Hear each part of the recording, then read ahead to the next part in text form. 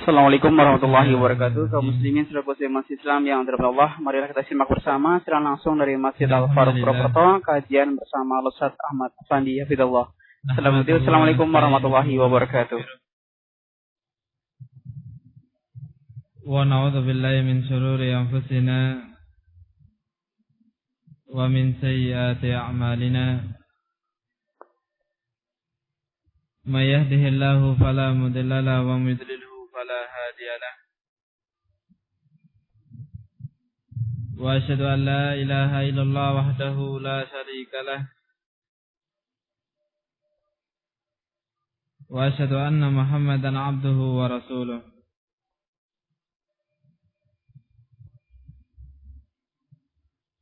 وقال الله تعالى يا أيها الذين آمنوا اتقوا الله حق تقاته ولا تموتن إلا وأنتم مسلمون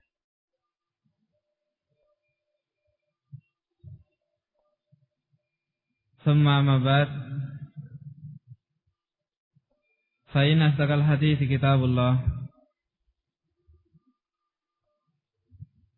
وخير الهدى هدى محمد صلى الله عليه وعلى آله وسلم وإن شر الأمور محدثاتها وكل محدثة بدعة وكل بدعة ضلالة وكل ضلالة في النار. Ya ikhwati fillah yang dimuliakan oleh Allah Subhanahu wa taala,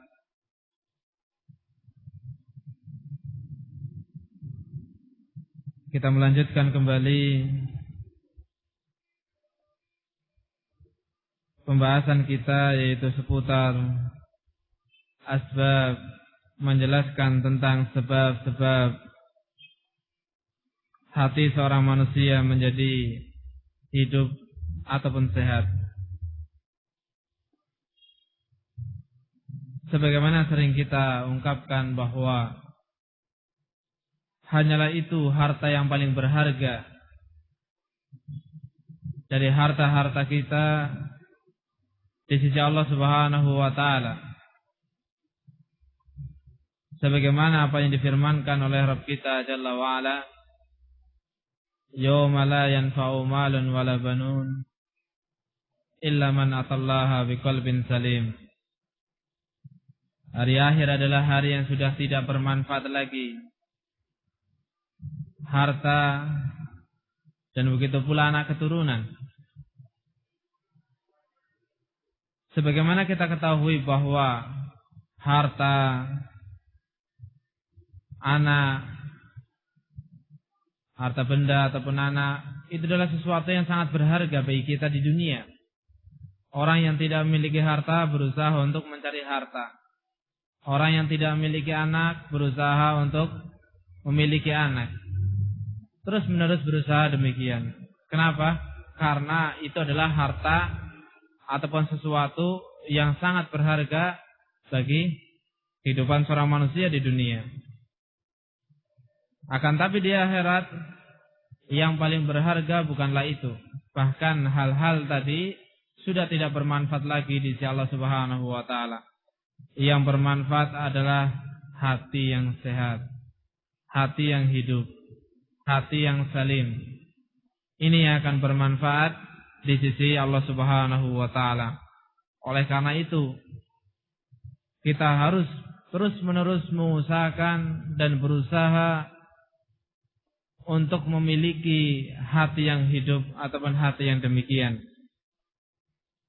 Di antara sebab-sebabnya, caranya yaitu beberapa telah kita ambil, dan pada pertemuan yang lalu kita membahas tentang as-shalah ala Nabi sallallahu alaihi wa ala alihi wasallam.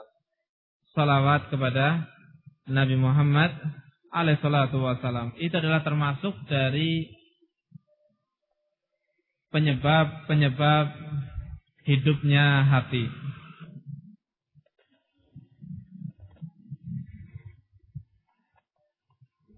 Bahkan Rasul SAW menyatakan untuk orang yang tidak mau bersolawat kepada beliau ketika nama beliau disebut di sisinya dengan pernyataan bakhil. Bahwa orang yang bakhil, tahu kita bakhil, orang yang pelit, adalah orang yang tidak mau bersolawat kepada Nabi Muhammad SAW ketika beliau disebutkan di sisinya. Ada orang menyebutkan Nabi SAW ataupun Nabi Muhammad SAW, kemudian dia tidak bersolawat, maka kata beliau al-bakhil, orang ini adalah bakhil. Sebagaimana hadis yang dikeluarkan oleh Al-Imam An-Nasai, Tirmidzi dan Ibnu Hibban. Kata beliau SAW, al-bakhilu, orang yang bakhil itu, man dzukirtu indahu falam yusalli alayya, yaitu orang yang aku disebut di sisinya tetapi dia tidak mau bersolawat kepadaku. Ini orang yang bakhil. Oleh karena itu hendaknya kita harus betul-betul memperhatikan hal yang demikian. Dan sebagaimana kita ketahui bahwa salawat adalah sebuah ibadah, maka yang namanya ibadah harus dibangun di atas dua perkara, ikhlas dan mutaba'ah. Mengharapkan wajah Allah dan sesuai dengan syariat Allah Subhanahu wa taala. Sebagaimana disebutkan oleh para ulama, yang dikatakan amalan ataupun sebuah amalan dikatakan amalan soleh ketika dibangun di atas dua perkara, yaitu makana shawaban, makana khalisan. Ketika amalan tersebut khalis, murni. Apa maksudnya murni? Yaitu maqsida bihi wajhullah, apa yang diinginkan dengan amalan tersebut wajah Allah Subhanahu wa taala. Tidaklah beramal kecuali karena mengharapkan ridho Allah. Ini namanya khalis, ini namanya ikhlas. Yang kedua dari ketentuannya adalah shawaban, benar. Yang dimaksud dengan benar adalah makana ala syariatillah, sesuai dengan syariat Allah Subhanahu wa taala. Ini amalan soleh yang sering kita dengar dengan bahasa, yaitu harus ikhlas dan harus sesuai dengan bimbingan Rasul sallallahu alaihi wa ala alihi wasallam. Karena salawat adalah ibadah, maka harus demikian. Ketika bersalawat kepada Nabi Muhammad SAW tidak sesuai dengan apa yang diajarkan oleh beliau, maka salawat ini adalah salawat yang tidak dibenarkan di dalam syariat, ataupun dikategorikan sebagai amalan yang salah. Kenapa salah? Karena tidak sesuai dengan bimbingan, tidak sesuai dengan ajaran Nabi kita Muhammad sallallahu alaihi wa ala alihi wasallam. Banyak kita saksikan kaum muslimin semangat dalam beribadah, Masya Allah. Akan tapi dengan semangatnya itu dia kurang perhatian dengan satu sisi, yaitu dalam masalah apa? Mutaba'ah. Dalam beribadah, Masya Allah, dia berusaha untuk ikhlas, dia berusaha untuk banyak, akan tapi tidak memperhatikan apakah ini sesuai dengan bimbingan Rasul ataukah tidak. Ini yang jadi masalah. Ini yang jadi masalah. Begitu pula kita saksikan kaum muslimin, mereka bersolawat kepada Nabi Muhammad SAW, akan tapi kaifiyahnya, tata caranya tidak sesuai dengan bimbingan beliau. Kita mendengar, kita menyaksikan kaum muslimin bersolawat kepada Nabi Muhammad SAW sebagai bentuk rasa cinta, sebagai bentuk ibadah kepada Allah Subhanahu wa taala. Tetapi sayangnya apa yang mereka kerjakan yaitu tidak sesuai dengan bimbingan Rasul. Coba kalau seandainya sholawat tersebut sesuai dengan bimbingan Rasul SAW, maka beruntung sekali orang tersebut. Kenapa demikian? Karena dalam sebuah hadis dari sahabat Abu Hurairah radhiyallahu taala anhu yang dikeluarkan oleh Imam Muslim, kata Rasulullah sallallahu alaihi wasallam, "Man shalla alayya wahidatan sallallahu alaihi ashran." Barang siapa yang bersolawat kepadaku satu kali saja, maka Allah Subhanahu wa taala akan membalasnya dengan 10 kebaikan ataupun 10 kali.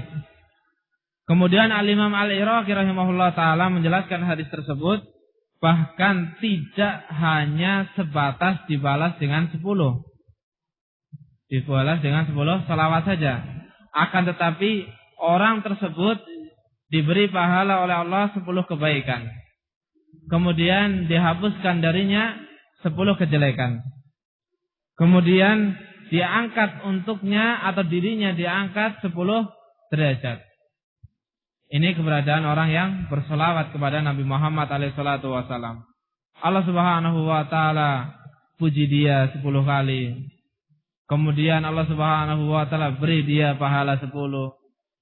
Dihapuskan dosanya 10, dosanya dihapus 10. Kemudian diangkat derajatnya 10 tingkat. Ini keberadaan orang yang bersolawat kepada Nabi Muhammad SAW sekali saja. Coba kalau seandainya dia bersolawat lebih daripada itu. Dalam 1 jam lebih dari 100 kali solawat. Maka sungguh sangat beruntung orang itu. Kalau sesuai dengan bimbingan Rasul SAW. Belum lagi dengan dalil-dalil peningkatan, penambahan pahala bagi orang-orang tertentu. Ditambah pahalanya 10 kali lipat, dilipatkan lagi 27 kali lipat, kemudian terus ditambah seperti itu. Baik, dijelaskan oleh Syekh Nasim rahimahullah taala, penambahan ini adalah untuk orang-orang tertentu saja. Akan tapi kalau satu menjadi 10 untuk seluruh kaum muslimin. Wallahu a'lam bissawab. Oleh karena itu, khatifillah yang dimuliakan oleh Allah Subhanahu wa taala, maka hendaknya ketika disebut nama Nabi kita, yaitu ataupun ketika disebut nama Nabi kita, maka jangan bermalas-malasan untuk apa? Bersolawat. Ringkas, mudah, gampang, tetapi pahalanya sangat besar di sisi Allah Subhanahu wa taala. Wallahu a'lam bissawab. Baik. Selanjutnya dari sebab-sebab hati itu menjadi baik adalah az-zuhdu fid dunya. Zuhud dalam dunia. Baik.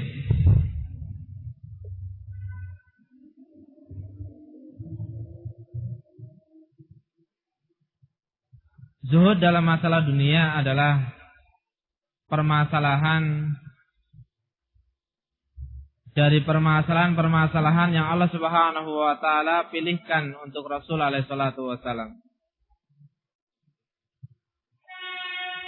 Tetapi kenyataannya kita melihat banyak orang salah dalam memaknakan zuhud. Kalau kita melihat segi bahasa, benar dia.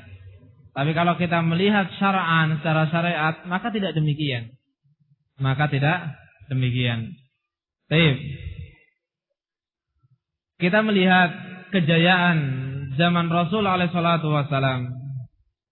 Kejayaan zaman para sahabat radhiyallahu taala anhum. Kejayaan di zaman para tabi'in. Karena kebanyakan dari kaum muslimin ketika itu adalah orang-orang yang zuhud. Bukan orang-orang yang miskin.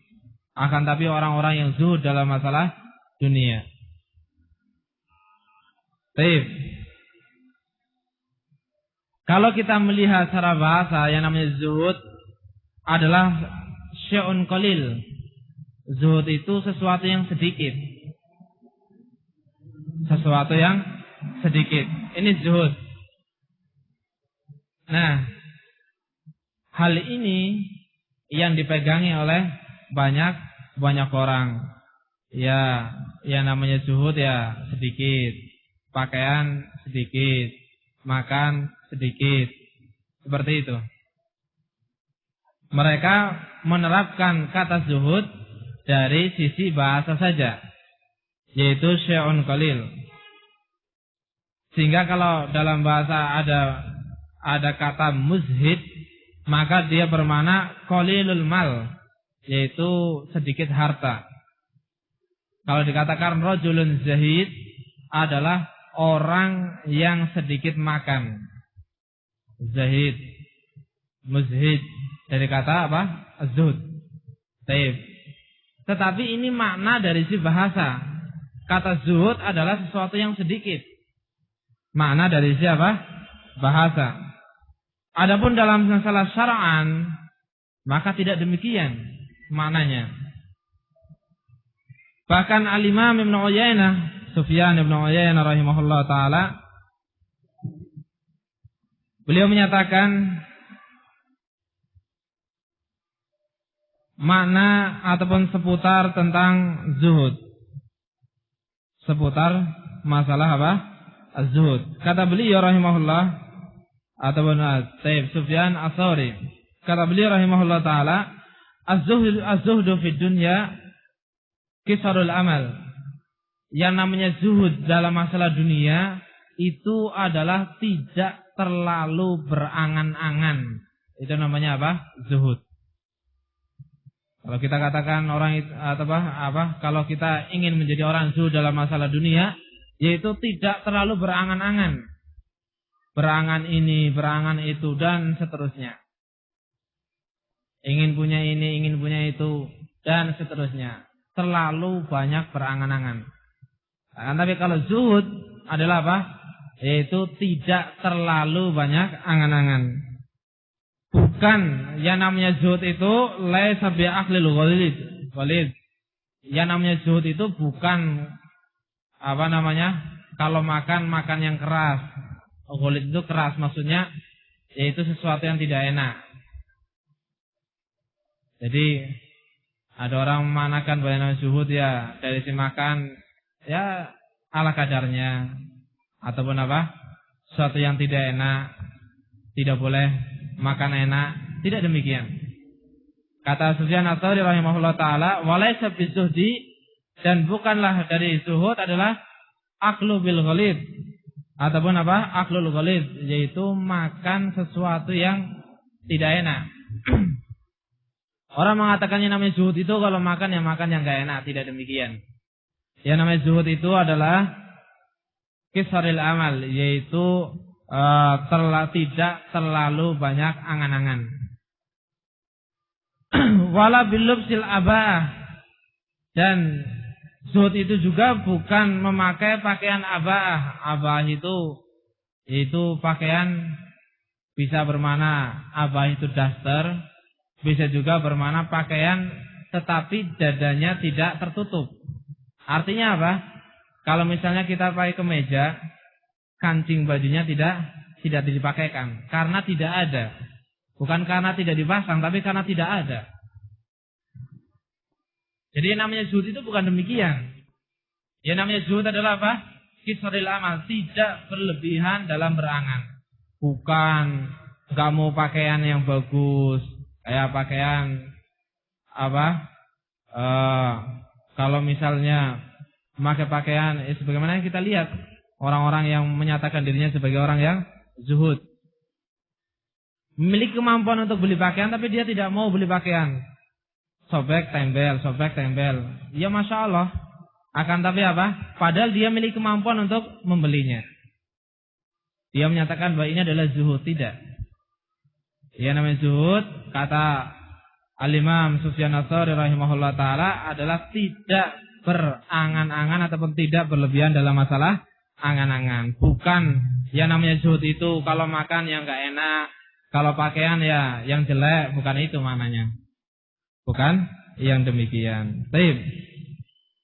Dijelaskan oleh Syekh ataupun Syekhul Islam Ibnu Taimiyah rahimahullah taala, yang namanya zuhud adalah wa tarkur rahbati fi ma la yanfa'u fid daril akhirah. Yaitu meninggalkan sesuatu yang ia senangi tetapi hal itu tidak bermanfaat bagi dia untuk akhirat, ataupun tidak bermanfaat bagi akhirat dia. Tidak bermanfaat bagi akhirat dia. Dia senang dengan sesuatu, perkara dunia ini. Tapi kalau kita koreksi, sesuatu itu adalah tidak bermanfaat bagi dia dalam masalah akhirat dia. Nah, zuhud itu meninggalkan hal itu. Kalau pakaian bagus, bermanfaat untuk akhirat. Bermanfaat untuk akhirat. Makan makanan yang enak juga bermanfaat untuk akhirat. Juga bermanfaat untuk apa? Akhirat. Bukankah badan kita itu butuh sesuatu yang menyebabkan bisa tegak, butuh tenaga, butuh energi, gizi dari gizi, vitamin, protein, dan seterusnya. Jadi sebagaimana apa yang dikatakan oleh Al-Imam Sufyan Ats-Tsauri, laisa bi'aqlil ghalid, bukan zuhud itu bukan maknanya makan yang enggak enak. Kalau makan yang keras-keras, ghalid itu keras. Ya, kalau roti yang sudah keras, kalau di sini mungkin kita enggak pernah dapat hal seperti itu. Baik. Jadi meninggalkan sesuatu yang ia cintai, tetapi hal itu tidak bermanfaat bagi akhirat dia. Nah, ini namanya apa? Zuhud.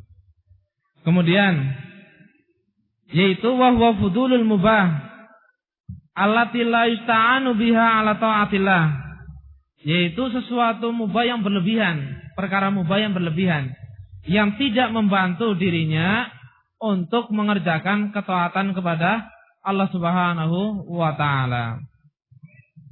Artinya kita tidak dianjurkan untuk apa? Berlebihan. Cukupnya. Tidak berlebihan, tidak pula apa? Sebaliknya. Kalau sebaliknya seperti kenyataan yang ada. Orang menyatakan dirinya zuhud, kalau pakaian ya compang-camping. Kalau makan ya enggak mau yang enak. Ini namanya apa? Lawan dari apa? Berlebihan. Kalau berlebihan, dia perkara-perkara yang mubah. Pakai pakaian yang bagus kan boleh. Dia berlebihan misalnya. Nah, ini juga apa?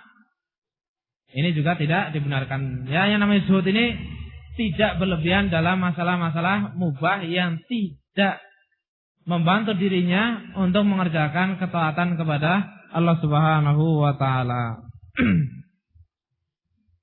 Baik. Ini namanya apa? Az-zuhud.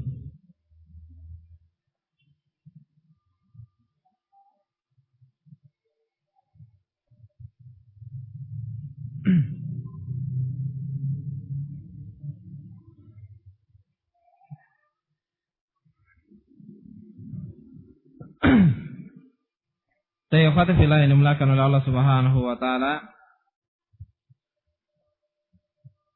Berbeda halnya dengan al-wara'. Di dalam syariat kita dianjurkan untuk memiliki 3 sifat. Zuhud, wara', dan qanaah. Zuhud, wara' dan qanaah. Zuhud sebagaimana telah kita sebutkan, meninggalkan sesuatu yang tidak meninggalkan apa yang kita cintai dari sesuatu yang mubah, tapi hal tersebut tidak bermanfaat untuk apa? Akhirat kita. Adapun wara' adalah meninggalkan sesuatu yang kemungkinan besar hal tersebut bermudarat untuk akhirat dia. Hal tadi mubah. Perkara tadi adalah mubah. Tapi kemungkinan besar mubah ini akan memudaratkan akhirat dia, maka ia tinggalkan. Ini namanya apa? Wara'. Ini namanya wara'. Kalau zuhud mubah tapi tidak bermanfaat untuk akhirat dia, ini namanya zuhud. Kalau wara' mubah tetapi mubah ini kemungkinan besar akan memudaratkan akhirat dia, ini namanya apa? Wara'. Misalnya meninggalkan sesuatu yang masih apa? Yang masih belum jelas. Ataupun bahkan perkara itu adalah muharramah. Ataupun bahkan perkara itu adalah apa? Muharramah. Adapun qanaah Adapun apa? Qanaah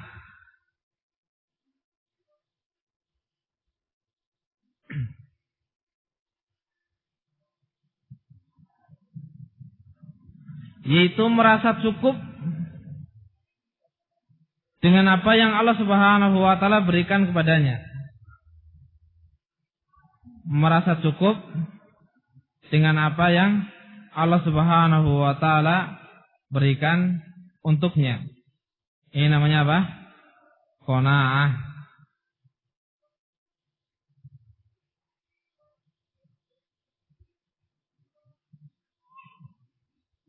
Ridho dengan apa yang Allah Subhanahu wa taala berikan untuknya. Baik, ini perbedaan apa? Antara zuhud, wara, dan apa? Al-qanaah. Orang itu wara, maksudnya apa? Meninggalkan sesuatu yang kemungkinan besar akan memudaratkan akhirat dia. Orang itu zuhud, maksudnya meninggalkan sesuatu yang ia cintai tapi hal ini tidak bermanfaat untuk akhirat dia. Orang itu qanaah, itu menerima. Kalau bahasa kita itu apa? Menerima ketentuan Allah Subhanahu wa taala. Rasul alaihi salatu wasallam pernah menyatakan dalam sebuah hadis dari sahabat Abdullah bin Amr bin Al-As radhiyallahu taala anhuma, kata beliau, qad aflaha, sungguh beruntung, man aslama, yaitu orang-orang yang aslam, orang yang masuk Islam, wa ruzika kafafan, dan diberi rezeki dalam keadaan apa? Kecukupan. Wa qana'ahullah bima atah, dan Allah Subhanahu wa taala anugerahkan kepadanya sifat qanaah dengan apa yang Allah datangkan untuknya, Allah berikan untuknya. Ini namanya apa? Dari permasalahan-permasalahan yang mendatangkan keberuntungan. Taib. Para ulama rahimahumullah ta'ala menyebutkan sebab-sebab seseorang itu bisa menjadi orang yang zuhud. Disebutkan ada 3 permasalahan, ada 3 sebab seorang itu bisa zuhud dengan zuhud yang benar. Dengan zuhud yang benar. Kenapa kita katakan dengan zuhud yang benar? Karena tadi ada orang memandang zuhud tapi dari si bahasa saja. Dari siapa? Bahasa saja. Tidak dimaksudkan dalam siapa? Syar'an. Sehingga dia tidak mau kaya, tidak mau bekerja, tidak mau mencari nafkah. Ya, seperti itu keadaannya. Seperti itu keadaannya. Padahal tidak demikian. Tidak demikian. Di antara martabat yang paling tinggi seseorang adalah dia memiliki ilmu dan dia memiliki harta. Dia memiliki ilmu dan dia memiliki harta. Kemudian harta dia gunakan di jalan Allah Subhanahu wa taala. Hukukul mal, hak-hak harta ditunaikan. Harta tadi tidak digunakan untuk kemaksiatan kepada Allah, tetapi justru digunakan untuk perkara-perkara yang diridhoi oleh Allah Subhanahu wa taala. Ini termasuk dari orang yang predikatnya paling tinggi. Termasuk dari orang yang predikatnya paling tinggi, punya harta dan juga apa? Berilmu. Harta tersebut digunakan di jalan Allah Subhanahu wa taala. Amalan-amalan yang ia kerjakan dibangun di atas ilmu. Ini derajat yang sangat tinggi. Yang di bawahnya adalah orang yang memiliki ilmu tapi tidak memiliki harta. Sehingga dia hanya memiliki niatan. Kalau seandainya dia punya harta, dia akan menggunakan harta tersebut seperti orang yang pertama tadi. Orang tadi akan digunakan di jalan Allah, disedekahkan, diinfakkan. Semuanya fisabilillah di jalan Allah Subhanahu wa taala. Sehingga kalau kita melihat kenyataan orang yang demikian itu, maka apa? Sangat jauh keberadaannya. Sangat jauh keberadaannya. Dia tidak mau bekerja, dia tidak mau mencari nafkah, dan seterusnya. Baik. 3 sebab seseorang bisa zuhud dengan zuhud yang benar. Yang pertama, hamba ataupun orang tadi tahu bahwa dunia ini adalah sesuatu yang akan hilang. Dan dunia ini adalah khayalun zairun, yaitu angan-angan yang terus-menerus, khayalan yang berkelanjutan. Jadi dia paham bahwa dunia ini adalah sebuah angan yang berkelanjutan, berkepanjangan. Setiap orang hidup di dunia itu mesti berangan. Dia berangan ini, berangan itu. Terlebih lagi ketika melihat saudaranya yang berlebihan. Melihat saudaranya, dia nggak punya sepeda. Melihat saudaranya pakai sepeda, dia ingin punya sepeda. Berhayal, berangan, berusaha. Melihat saudaranya punya motor, dia naik hayalannya, ingin punya motor. Lihat saudaranya punya mobil, hayalannya naik, ingin punya mobil. Terus seperti itu. Inilah negeri kita, yaitu dunia ataupun dunia, yaitu khayalun zair, khayalan yang terus menerus, berhayal tapi terus menerus, tidak ada putusnya, tidak diputuskan kecuali dengan mamat, kecuali dengan kematian. Kalau orang sudah sakaratul maut, maka dia sudah berhenti dari berhayal, dia sudah berhenti dari berhayal. Dunia itu demikian, zailun, yaitu sesuatu yang akan hilang dan keadaannya demikian. Ini yang pertama. Ini yang pertama. Kalau orang sudah memiliki hal yang ini, dia akan melangkah kepada yang kedua. Yang kedua, dia yakin bahwa kehidupan setelahnya, yaitu darul akhirah, adalah lebih agung dan lebih mulia dan lebih penting daripada kehidupan di dunia. Bahwa kehidupan akhirat itu lebih penting bagi dirinya daripada kehidupan di dunia. Lebih mulia, lebih utama bagi dirinya. Ini yang kedua. Adapun yang ketiga, dia meyakini dan tahu pasti bahwa apa yang Allah Subhanahu wa Ta'ala telah takdirkan untuknya pasti tidak akan lari darinya. Dan apa yang Allah Subhanahu wa Ta'ala tidak takdirkan untuknya pasti tidak akan datang kepadanya. Pasti tidak akan datang kepadanya. Ini sifat yang seperti ini. Dia yakin bahwa sesuatu yang telah Allah takdirkan pasti tidak akan lari darinya. Sesuatu yang Allah Subhanahu wa Ta'ala tidak takdirkan untuknya pasti tidak akan sampai kepada dirinya. Sebagaimana hadis-hadis yang menyebutkan hal tersebut. Sebagaimana hadis-hadis yang menyebutkan hal tersebut, bahwa ad-dunya la yajurruhu hirsul haris wala yarudduhu karahiyatul karihin. Bahwa yang namanya dunia itu kalau didepankan kepadamu oleh orang yang terus berusaha memberikan kepadamu, kalau bukan takdirmu untuk mendapatkan itu, kamu tidak akan dapat. Ibaratnya kamu sudah diarahkan, sudah dibimbing sedemikian rupa untuk mendapatkan dunia tersebut, tapi kalau bukan takdirmu, kamu tidak akan dapatkan. Walaupun sudah di depan mata, kalau itu bukan hakmu, maka engkau tidak akan mendapatkan. Begitu pula sebaliknya. Kalau itu sudah menjadi hakmu, mau orang berusaha menghalangi sekuat apapun, kalau itu sudah menjadi takdirmu, maka akan menjadi apa? Akan menjadi takdirmu. Ini singkatnya. Orang mampu zuhud, bisa zuhud dalam masalah dunia. Yang pertama adalah apa? Dia yakin bahwa dunia ini adalah alam untuk berhayal, ataupun tempat yang sifatnya, yang keadaannya itu terus menerus berhayal. Orang yang tinggal di dunia itu selalu berhayal. Dan padahal dunia itu adalah apa?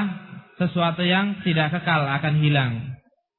Yang kedua, dia yakin bahwa kehidupan setelah dunia ini lebih penting baginya, lebih besar untuknya. Yang ketiga, dia yakin dengan takdir Allah Subhanahu wa ta'ala. Ketika sudah memiliki 3 sifat ini, maka bi'idznillah ta'ala orang tadi tidak akan berlebihan dalam masalah apa? Dunia, ataupun kita tidak akan berlebihan dalam masalah dunia. Tidak ngoyo ngejarnya minta ampun, tidak santainya minta ampun. Dituntut untuk usaha dan tidak apa? Tidak berlebihan. Ini keberadaan apa? Orang yang zuhud. Sebenarnya kita ingatkan kembali bahwa yang namanya zuhud adalah apa? Sebenarnya dikatakan oleh Al-Imam Sufyan Ats-Tsauri rahimahullah ta'ala yang menyebutkan tentang az-zuhud, bahwa kata beliau yang namanya zuhud, az-zuhdu fid dunya adalah qisarul amal. Yang namanya zuhud di dunia itu tidak berlebihan dalam berhayal, tidak berlebihan dalam berangan. Taib. Maknanya bukan maknanya tidak boleh seorang untuk apa? Mempersiapkan masa depan dia, tidak. Seseorang dalam hidup itu harus punya target. Artinya harus punya perencanaan yang baik. Harus punya perencanaan yang baik. Tapi perencanaan ini tidak menyebabkan dirinya itu berlebihan dalam berhayal, dalam berangan untuk menggapai dunianya. Butuh untuk apa? Butuh untuk diatur kehidupan ini. Kalau seandainya kehidupan kita tidak kita atur, tidak kita rencanakan, maka apa? Akan kacau balau. Akan kacau balau. Butuh perencanaan, butuh aturan. Tapi aturan-aturan dan perencanaan ini tidak menyebabkan kita apa? Meninggalkan zuhud dalam masalah dunia. Zuhud dalam masalah dunia adalah apa? Qisarul amal, tidak terlalu berangan, tidak terlalu berhayal. Tayafat fillah yang dimulakan oleh Allah Subhanahu wa taala. Ini beberapa asar, beberapa hadis, beberapa ucapan para ulama yang menyebutkan tentang zuhud. Di sana ada sebuah hadis yang sangat penting, yaitu hadis yang selalu mengingatkan kita kepada akhirat. Hadis dari sahabat Anas bin Malik radhiyallahu taala anhu yang dikeluarkan oleh Al-Imam Bukhari dan juga Muslim. Rasulullah sallallahu alaihi wasallam menyatakan, yadba'ul mayyitu tsalatah wa yarji'u itsnan wa yabqa ma huwa wahidun. Idza matal insan, kalau manusia itu meninggal, maka akan mengikuti manusia tersebut 3 perkara, kemudian 2-nya pulang, yang 1-nya tinggal bersamanya. Yadba'uhu ahluhu wa maluhu wa amaluhu, akan mengikuti dia ke makbarah hartanya, keluarganya, dan juga amalannya. Wa yarji'u ahluhu wa maluhu, kemudian keluarga dan anaknya, keluarga dan hartanya akan kembali pulang ke rumah. Wa yabqa amaluhu, dan yang tinggal bersamanya adalah amalannya. Sehingga kalau seandainya kita terus-menerus berusaha, terus-menerus berusaha untuk berlomba mengumpulkan dunia, dalam keadaan kita tidak memperhatikan akhirat kita, maka kita sangat rugi. Kita berusaha terus-menerus, ternyata belum menikmati kita meninggal, yang kita usahakan diambil orang. Ini kenyataan yang ada. Diambil ahlu waris kita, ataupun diambil oleh pengganti kita. Oleh karena itu, imbangilah semuanya. Stabilkan dan perhatikan sebaik mungkin. Jangan sampai kita salah dalam melangkah berkaitan dengan hal ini. Wallahu a'lam bishawab. Ini yang bisa kita sampaikan pada pertemuan kali ini. Mudah-mudahan bermanfaat untuk kita semua. Dan insyaallah kita akan bahas kembali seputar masalah al-zuhud fid dunya, zuhud dalam masalah dunia, pada pertemuan yang akan datang. Naktafi bihadzal qadar. Subhanakallahumma bihamdik asyhadu an la ilaha illa anta astaghfiruka wa atubu ilaik.